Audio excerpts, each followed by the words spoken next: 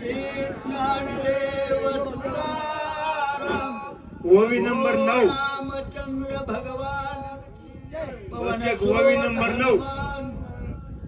शांती ब्रह्म एकनाथ महाराज की जय.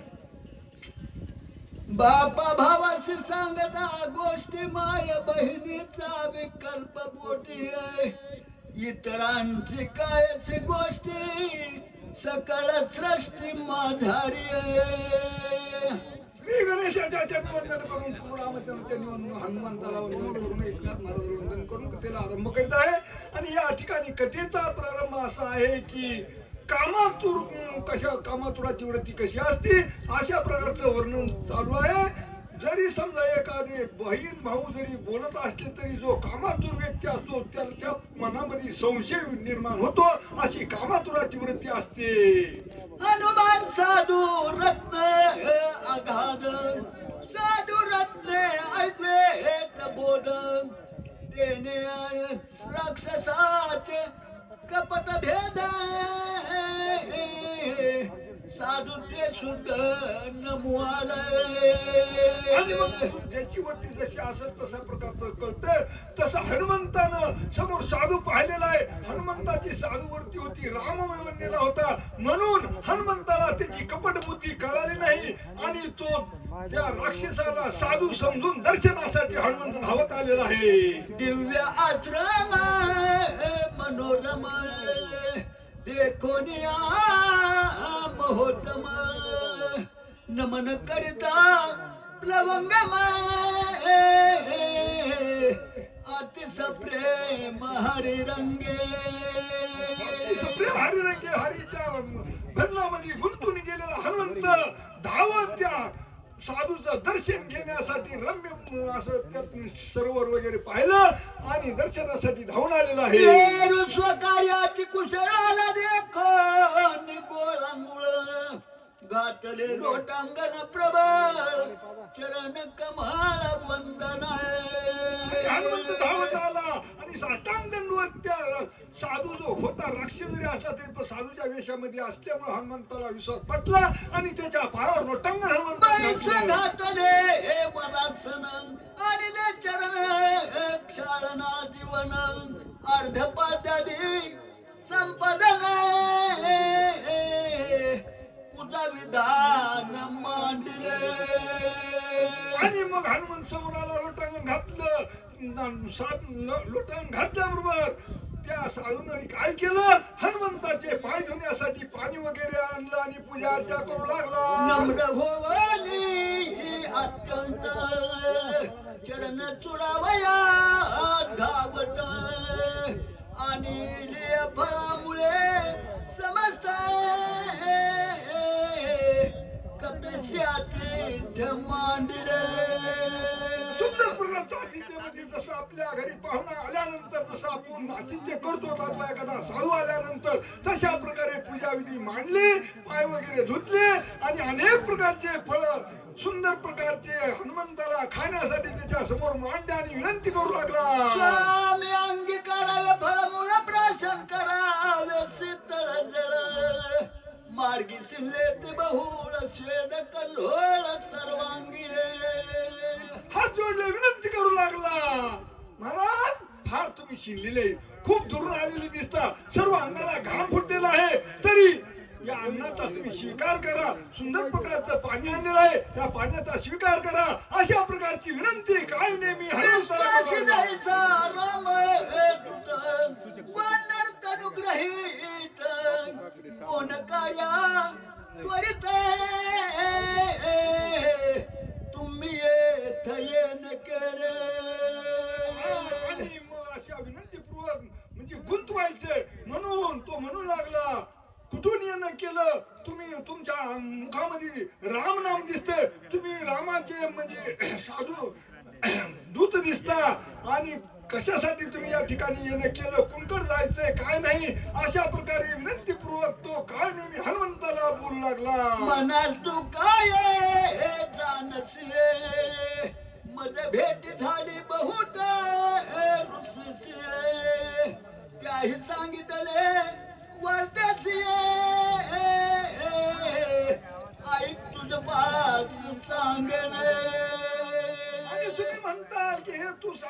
तुला काय माहिती मी कुठून आलो कुठं चालो काय नाही, परंतु अनेक मोठमोठ्या ऋषींची माझी भेट झाली आणि त्या ऋषींनी सर्व तुझा वृत्तांत मला सांगितलेला आहे, म्हणून मी तुम्हाला विचारत आहे.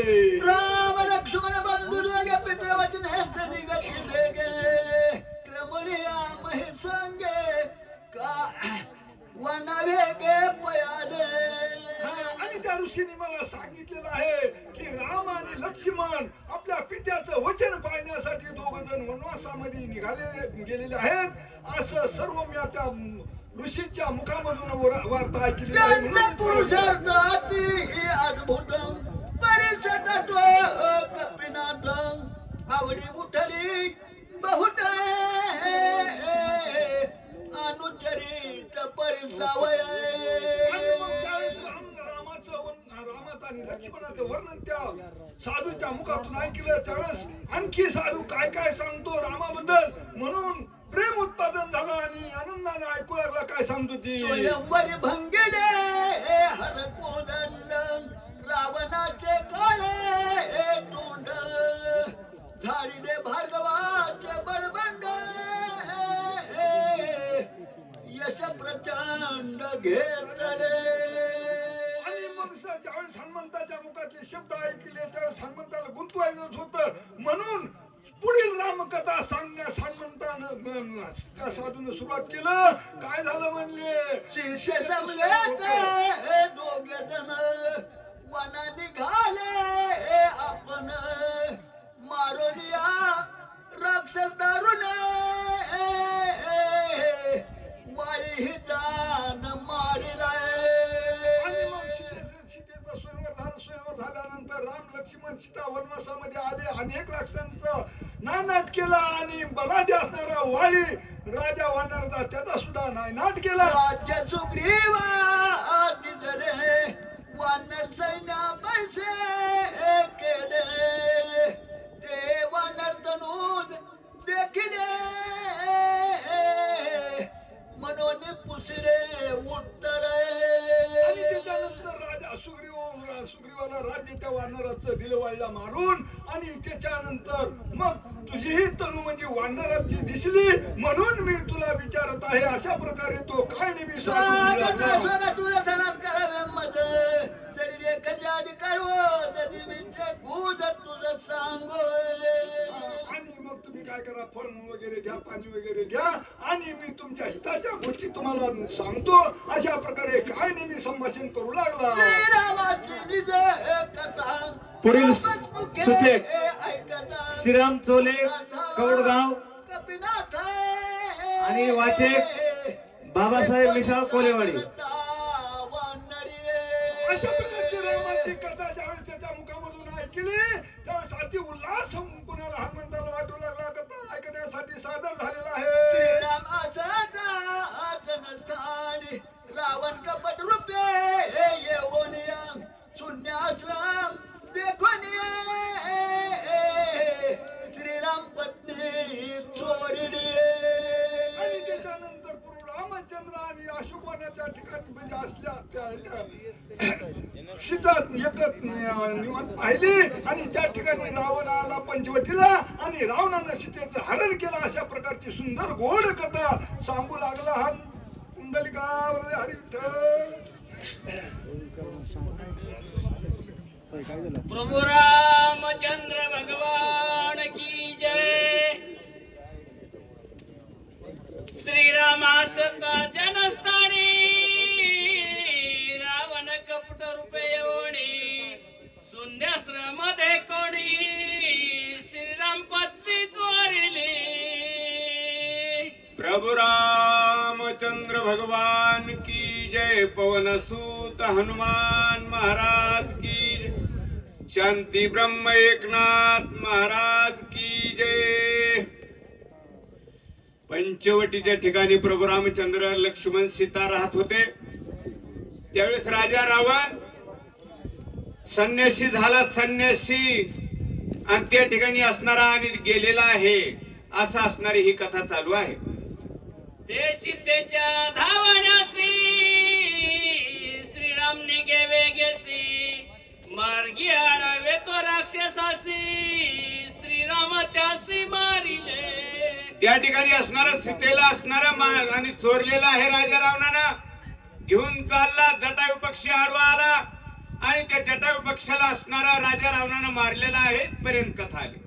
वाळीने पिडूनी सुग्रीवासी हरिले स्त्री आणि राजासी रामे मारोनी त्यासी सुग्रीवासी सापिले. राम लक्ष्मण सीतेचा शोध करीत करीत पंपा सरोवराच्या ठिकाणी आले. त्या ठिकाणी असणारा वाळीनं सुग्रीवाला त्रास दिला आणि त्याची बायको सुग्रीवाचं राज्य सगळं असणारं वाळीनं असणारं हिसकावून घेतलेलं होतं. सुग्रीव राजा महावीर सकळ वानराचे बारोय झाले श्रीरामाचे किंकर भूतो कपार होवणी. त्यावेळेस सुग्रीव आणि त्याचं असणारं सैन्य आहे ते रामाला असणारं आणि शरण आले आणि रामाकडे येऊन मिसळले.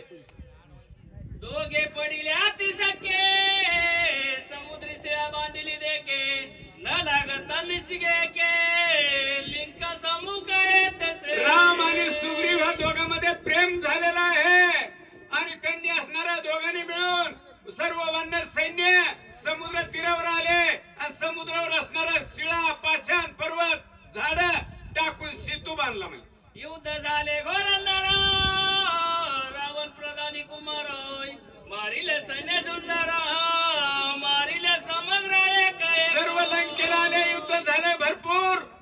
त्या ठिकाणी सगळे राक्षस घोरंदर असणारे मोठमोठे मारलेले आहेत. दुःखे खवळला रावण घेऊन ये ब्रह्मशक्ती आपण हृदय सुमित्रेचे लक्षून शक्ती दारुण. सगळे राक्षस मेलेले पाहून राजा रावणाला राग आला. त्याच्याकडे ब्रह्मशक्ती होती आणि तो युद्धाला आणि आला आणि लक्ष्मणाला ती ब्रह्मशक्ती त्यानं मारली. शक्ती वेव दोन्ही हृदयासी निघून गेली भूमीसी अति विकळता सुमित्रासी पडली सिद्धीची छाती. ती ब्रह्मशक्ती लक्ष्मणाच्या छातीत घुसली. लक्ष्मणाला धरणीवर पाडलं आणि ती शक्ती असणारी जमिनीतून निघून गेली. वाचवाया सुमित्रासी नेव्याला औषधासी सूर्य नये उदयासी मज त्वरेसी जाण्यासी. लक्ष्मण रणभूमीवर पडलाय आणि त्या लक्ष्मणाला वाचवण्यासाठी सूर्य उगवायच्या अगोदर या औषधी न्यायच्यात आणि लक्ष्मणाला वाचवायचंय असा हनुमानजी म्हणा. सांगितले सकळ व्रत तूच पेजे आधी विख्यातोय जाणून या माझे मनगत शीघ्र कार्यार्थ साधावा. या ठिकाणी तुला ही सगळी माहिती सांगितली. तू तर संन्यासीस मोठा बाबा आहेस. तू तर जाणतायस. तुला असणारा लय सांगायची गरज नाही असं काळनिमीला हनुमंत बोलतो. विलंबन करावा सर्वात औषधी सांगाव्या समजताय भास्कर उदय न येता मज तत्व. हे महाराज या ठिकाणी टाइम लावू नका. लवकर जायचंय मला. औषधी कुठे ती सांगा. सूर्य उगवल उशीर होईल. लवकर सांगा मला. तव सुरे रे मुनिवरा सुकनोगटी मज कपिंद्राय करू पाहसी पाहुणे राहा निरोप तत्वारा माझा द्यावा. या ठिकाणी असणारा तुम्ही माझा पाहुणचार करू नका. माझी या ठिकाणी टाइम घालू नका. मला लवकर वाट लावा असा हनुमानजी म्हणले. सेविता सजनग्रहीचे उदक अंतर्पुतुनी होय देखय प्राप्त होय जरी उदानिक ब्रह्मा सुख देख तो पावे. या ठिकाणी असणारा हनुमानजी म्हणू लागले हे काय नाही. हे असणारे ऋषी सज्जनाच्या घरचं जर अन्न खाल्लं तर माणसाचा देह पवित्र होतोय पुण्यवान होतोय माणूस. आणि त्या ठिकाणी अन्न खायला नाही मिळालं निदान पाणी जरी पेला तरी पुण्य घडतंय असं म्हणतात. सज्जनाचे घरचे अन्न घ्यावे बळीचे मागून हाती तरी आपण जीवन तरी मागावे. सज्जनाच्या घरचं अन्न असणारं आपण खायला पाहिजे. असं त्यांनी नाही चला जेवायला मिळेल तर निदान हे म्हणा पाहिजे मला काहीतरी हायकडे कोरा आरती भाकर मला जेवायचंय असं तरी म्हणाय पाहिजे. मागून घ्यायला पाहिजे पण खायला पाहिजे. आली आई ब्रह्मादिका सज्जनान्याने पावती देखय हे घडले प्रत्यक्ष गोपाळ सकळ काल करीती. अहो सज्जनाच्या घरचं अन्न देवादिकाला सुद्धा पुढील असणारं वाक्य. दुर्लभ आहे सहदेव असं म्हणतात. डॉक्टर राहणार गंजपूर आणि सुचे म्हणून घ्यावे विलास डॉक्टर फळमासी. राहणार गंजपूर. चला. न जाता स्वामी तुम्ही म्हणताल अन्न नाही खायचं, आता या ठिकाणी असणारे फळांमुळे हे खा, पण मी या ठिकाणी असणाऱ्या स्वामीच्या कामाला चाललोय.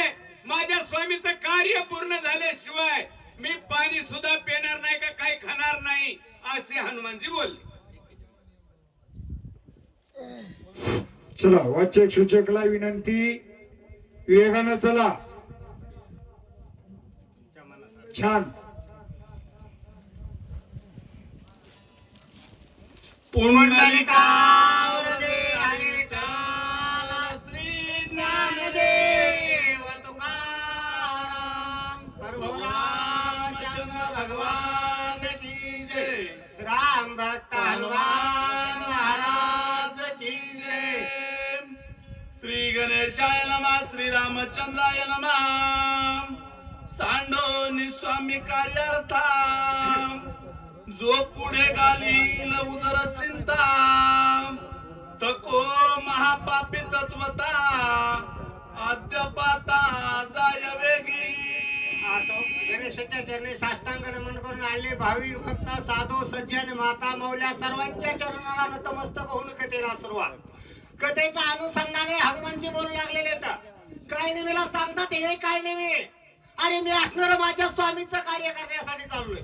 आणि माझ्या स्वामीचं कार्य करत असताना ज्याला पोटाची चिंता वाटते, ज्याला पाणी पिऊ वाटतंय, ज्याला जेवाय दिसलं की खाऊ वाटतंय, आणि हे जर करत राहिलं तर तो अधोपताला जाईल. म्हणजे कुठं जाईल?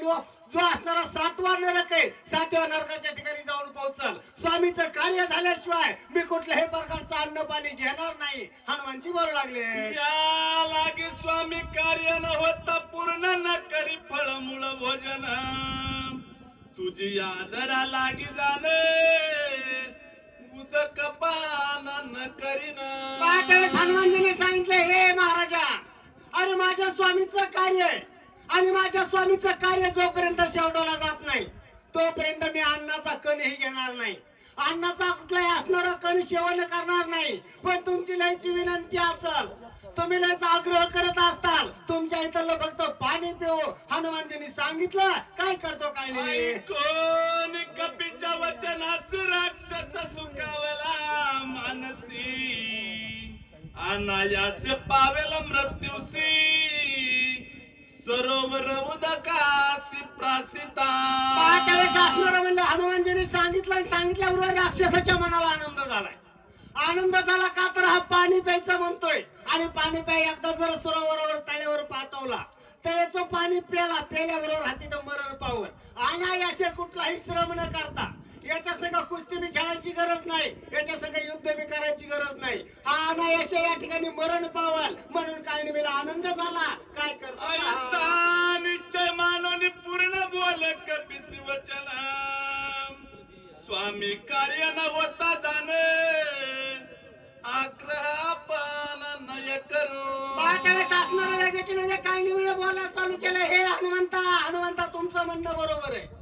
स्वामीचं कार्य तुम्हाला करायचंय, मग त्याच्यामध्ये मी आग्रह करत नाही. कारण आता काळनिमीच्या मनाला आनंद झाला होता, हनुमंत पाणी पिणार आणि पाणी प्याला की मरण पावणार आहे. म्हणून त्याने सांगितलं, स्वामीचं कार्य अगोदर करा, फक्त पाणी प्या, अशी विनंती केली. काय करतात पहा.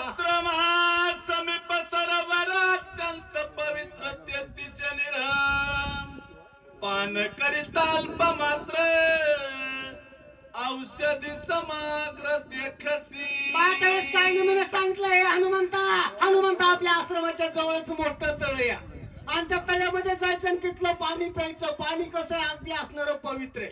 गंगेच्या पाण्यापेक्षा असणारं निर्मळ पाणी या, आणि ते पाणी जर प्याला तर तुला असणारे दिव्य दृष्टी प्राप्त होईल. ज्या औषधी हुडकायला आला, औषधी आपोआप तुला दिसतील. काळनिमी सांगू लागला. हनुमान अत्यंत विश्वासील, कपट सर्वथा नाही मानसी, मानिले त्याची वचनासी, निज मानसी कपिनाथे. बाहेर असणारे हनुमानजीचा अत्यंत विश्वास आहे. कुठल्या गोष्टीवर विश्वास आहे? ज्या ठिकाणी रामनाम चालतंय, ज्या ठिकाणी रामाचं नाव घेतलं जातंय हे सगळे रामाचेच भक्त आहेत असा हनुमानजी प्रत्येकावर विश्वास ठेवतोय. या ठिकाणी ते असणाऱ्या राक्षसावर काळिंबीवर सुद्धा विश्वास ठेवलाय. विश्वास ठेवला काय करतात हनुमानजी पहा. साधू वचन विकल्प करीत तो नर महादुराचारी, यश न पावे तो संसारी, चराचरी अतिनिंद्य. नाथ महाराजांनी खूप छान शिववी लिहिले. जो साधूचं वचन आहे, साधूचं बोलणं जो असणारा मानणार नाही, साधूच्या बोलण्याला जो असणारा म्हणजे मान देणार नाही, तो संसारामध्ये कधी सुखी राहणार नाही, त्याचा संसार कधी सुखाने चालणार नाही. नाथ महाराज सांगू लागले ऐसा निश्चय करणे पूर्ण मानून ऋषीचे वचन, मग दृष्टी सरोवर लक्षुण उदक पान करवाला. त्या ठिकाणी हनुमानजीने ऋषीचं बोलणं ऐकलं, ऋषीचे शब्द ऐकले गेले, ऋषीवर विश्वास ठेवला. हात असणाऱ्या तळ्याकडे लक्ष केलं, सरोवराचं लक्षण घेतलं. सरोवराच्या जवळ पाणी पिण्यासाठी हनुमानजी आले. काय होते ऐका पुढं. उदक पान हनुमंत करावा या उदकाते, रिगताची पाहित येत पायी त्वरित धरियला. जसे हनुमानजी तळ्यावर पोहोचले आता जाऊन पाणी पिणार आहे. पाणी पिण्यासाठी तळ्यामध्ये पाय टेकलाय. पाय तळ्या पाण्यामध्ये गेल्याबरोबर हनुमानजीच्या पायाला धरलं. काय करतात पहा पुढं. ब्रह्मशापे सबल ग्राही हनुमान धरिला दक्षिण पायी, ये रोनी दडावीर पाही, भय नाही कोणाचे. त्या ठिकाणी असणार म्हणजे ब्रह्मदेवाचा शाप आहे आणि ब्रह्मदेवाच्या शापाने एक अप्सरा त्या ठिकाणी मगर होऊन त्या तळ्यामध्ये राहिलेली. त्या मगरी आली, त्या मगरीने हनुमंताच्या पायाला धरलं पण हनुमंत असणारे नितडे वीर आहेत. अगदी बलवान अगदी शक्तिशाली वीर असल्यामुळं मनामध्ये कुठल्याही प्रकारची भीती न बाळगता काय करतात ऐका. त्यावर श्रीरामाचा किंकर, दमू शक्य काळ चक्र, ग्रह किंकर काय त्या पुढे.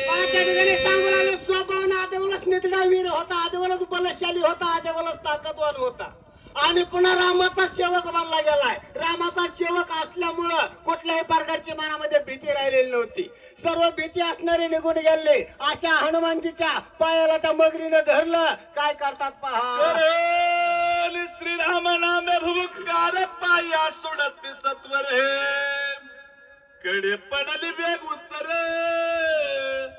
दिव्य शरीर लाधली. हनुमानजीने पाहिलं आपला पाय कुणीतरी धरलाय. त्या ठिकाणी आपल्या असणाऱ्या प्रभूचा आपल्या स्वामीचा जय जयकार केलाय. सर्वजण आता या ठिकाणी जय जयकार करा. बोला प्रभू रामचंद्र भगवान जय. असा जय जयकार केला ना आपला पाय झाडा बरोबर पायाची मगर त्याच्या कडीला जाऊन पडली. काय करते पहा. कपटे करुणी सर्वता श्रीराम भक्ताचे पाय धरिता, कळी काला ते हानोनी लाता, शाप निर्मुक्तता सत्संगे. ती असणारी मगरीने काय केलं होतं, कपट केलं होतं आणि कप्तान असणारा भक्ताचा पाय धरला होता. हनुमंताचा पाय धरला सात्विकतेनं नाही पण कप्तानं का होईना धरला पण तिचा त्या ठिकाणी उद्धार झाला. का उद्धार झाला. असणारा रामाचा भक्त आहे आणि रामाच्या भक्ताचे पाय धरल्यामुळं ती असणारी काटाळून पडली. तिचा त्या ठिकाणी शाप मुक्त झाली. काय करते पहा.